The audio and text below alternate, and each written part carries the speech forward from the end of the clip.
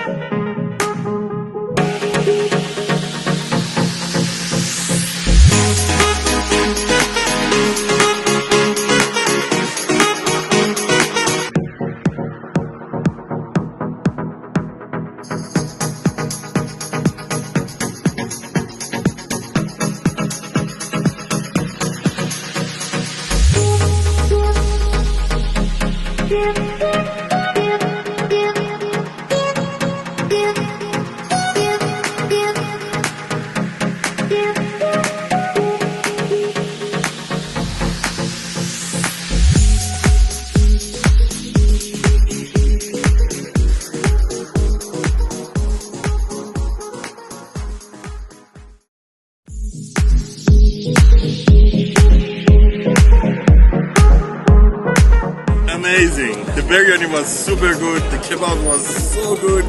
The chicken, fish, everything was fantastic. Thank you so much. Thank you. I'm Pakistan. serious. It was really delicious. Pakistan Zindabad. I love Pakistan. Zindabad Pakistan. Have a musical evening to ourselves where we certainly feel the essence of Especially the white celebration. shiny. So ladies and gentlemen, there's a humble request. If I say It is nice. The taste is very a lot of taste herbs inside. I really like it. It's very good.